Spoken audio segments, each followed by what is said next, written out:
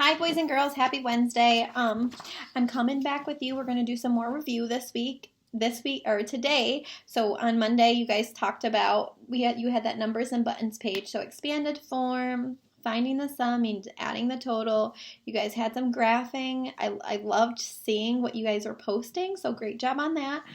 Today, you're going to be doing some fraction work, which we talked a lot about with the ands, right? And Mrs. Kranz did some fraction work with Number Corner in April. So today you're going to be expected to print the 2 pages that are in the Google Doc. There's 2 pages total, fraction and money. So it looks like this. I only printed one of them, but there's 2 of them. And for each one of these today, it says what part of each rectangle is colored, and then you're going to circle the fraction at the bottom. And then down here, you're going to read the fraction and then color in that part of the square or the whole, okay? So fractions, we know that fractions are part of a whole, okay? So I want you guys to keep saying that in your head. Fractions are part of a whole, okay? They're a part of a whole. Okay, and Miss Johanna kind of made this. So we're going to talk about these fraction pieces today, just so that when you guys go off and find the amounts of fractions, you kind of get it. So the first one I want to look at is this one up here. Okay, when we write a fraction, we have a number on the top of the line that's called a numerator. And you're going to learn all about this next year too, so we're not going to go that much in depth. You have the number on the top that's called the numerator. And you have the number on the bottom that's called the denominator. Okay? And with my blue crayon, my blue marker, I'm just going to kind of make those terms a little bit simpler. So when you think about numerator, I want you to think about what part is shaded. And when you think about the denominator, that's the whole. How many pieces are there total? Okay? So part over whole. So if we look here at this first fraction that I have listed on my paper, how many pieces are there total? We have 1, 2 pieces, right?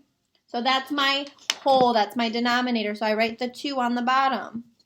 Okay, I have 2 whole pieces. How many of my pieces are shaded? Well, let's look.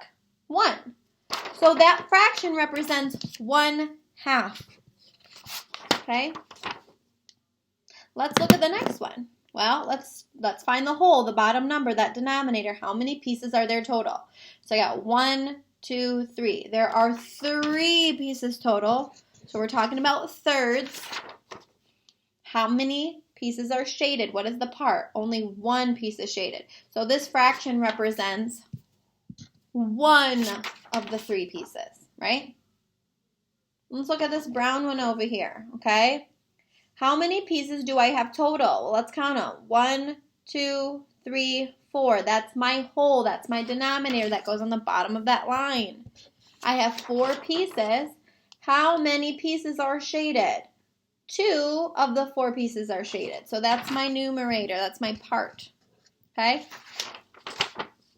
And last but not least, you're going to have some that look like a circle, and it's going to ask you, it's going to write it in words, and then with the fraction, it's going to ask you to color those. So if I'm coloring 2 of the 4 pieces, I'm finding 2/4. 1, 2, right? 2/4 of my pie are shaded, okay? So kind of quick today, another quick review. I would love to see these posted to Flipgrid or Google Classroom. You could even do a quick thing explaining to us how you did your math. I know teachers would love to see that, and you using these math terms that we're talking about. Part of a whole, fractions are part of a whole. If you have any questions, reach out to your teachers, but this is your assignment for today. We know that fractions are, just to review, are part of a whole. You're looking at part over whole. This is the part that's shaded over the whole. How many whole? There's 2 pieces. Okay? I hope you have a great Wednesday. I will see you next week. Bye, guys.